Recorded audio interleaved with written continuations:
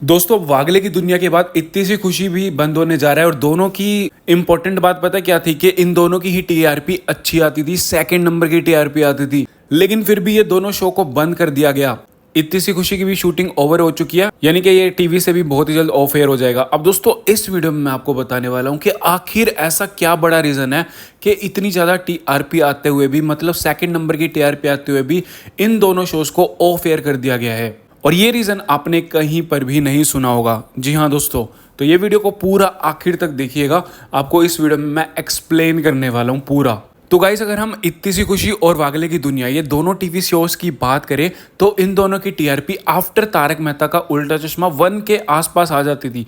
अगर हम वागले की दुनिया की बात करें या इतनी सी खुशी की बात करें, थोड़ी सी कम हो गई थी इनकी टीआरपी जब ये बंद हुए।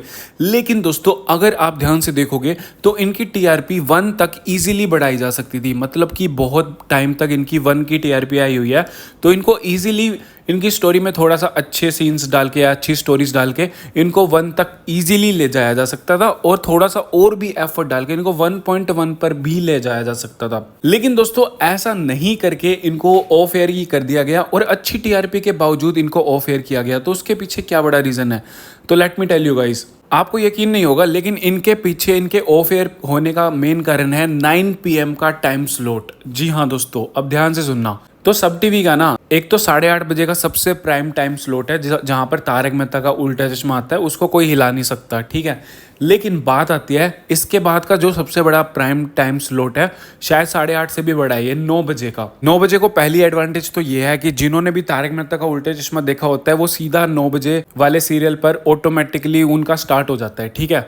और अब तो भाई वो सोनी लिव पर भी ऐसे करते हैं कि फोर्सफुली फटाफट से वो दूसरे सीरियल पर भेज देते हैं जो भी उनका नया सीरियल होता है। अब ऐसे में दोस्तों 9 बजे का टाइम स्लॉट हो जाता है सबसे ज़्यादा इंपॉर्टेंट। आपको याद होगा जब वागले की दुनिया ऑफ एयर हुआ था, शायद उससे पहले उनको 9:30 बजे के टाइम स्लॉट पर शिफ्ट कर दिया गया था, ये देखने के लिए कि क्या 9:30 बजे भी वो उतनी टीआरपी ला पाता है या नहीं। लेकिन टीआरपी बहुत ज़्यादा ड्रॉप हो गई थी।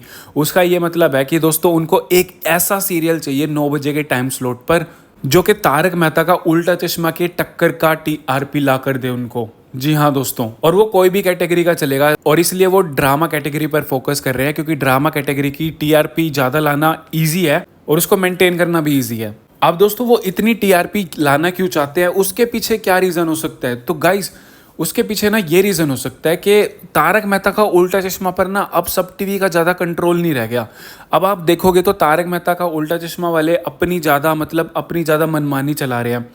चाहे वो आप देख सकते हो कि कितने सारे स्पॉन्सर्ड प्रोडक्ट घुसा देते हैं शो के अंदर, और अभी तो उनके फुल एपिसोड जो हैं वो MX प्लेयर पर भी स्ट्रीम हो रहे हैं। तो मतलब तारक मेहता का उल्टा चश्मा वाले ना खुले सांड है, तो वो सोनी सब पर डिपेंडेंट नहीं है। और मुझे नहीं पता कि सोनी सब और तारक मेहता का उल्टा चश्मा के बीच में क्या कॉन्ट्रैक्ट हो रखा है। अगर कल को सोनी सब पर तारक मेहता का उल्टा चश्मा बंद हो जाता है तो क्या तारक मेहता का उल्टा चश्मा दूसरे चैनल पर जा सकता है या नहीं, मुझे पक्का नहीं पता कि ऐसा कुछ कॉन्ट्रैक्ट हुआ है या नहीं। लेकिन यहाँ पर जिस तरह से तारक मेहता का उल्टा चश्मा खुद अपने कंटेंट को डिस्ट्रीब्यूट करते हैं हर जगह, हर प्लेटफॉर्म पर, चाहे वो यूट्यूब हो, फेसबुक हो, हर जगह पर तारक मेहता का उल्टा चश्मा के खुद के पेज से भी आप देख सकते हो कि कितने सारे एपिसोड अपलोड होते रहते हैं। तो यहाँ पर तारक मेहता का उल्टा चश्मा अनकंट्रोलेबल है। मतलब जैसे दूसरे टीवी सीरियल्स होते हैं ना कि चैनल के पास सारे राइट्स होते हैं, वहाँ तारक मेहता का उल्टा चश्मा के उसमें नज़र नहीं आता। और शायद इसी वजह से सोनी सब ये जल्दी से जल्दी चाहते हैं कि उनको कोई ना कोई एक ऐसा शो मिले, चाहे वो 9 बजे के टाइम स्लॉट पर हो, चाहे वो 8 बजे के टाइम स्लॉट पर हो, जो तारक मेहता की एटलीस्ट उसके जितनी टीआरपी लेकर आए, ताकि सोनी सब की डिपेंडेंस जो है वो तारक मेहता का उल्टा चश्मा पर पूरी तरह से ख़त्म हो जाए। खैर पूरी तरह से तो ख़त्म नहीं होएगी, लेकिन काफ़ी हद तक थोड़ी कम हो जाए।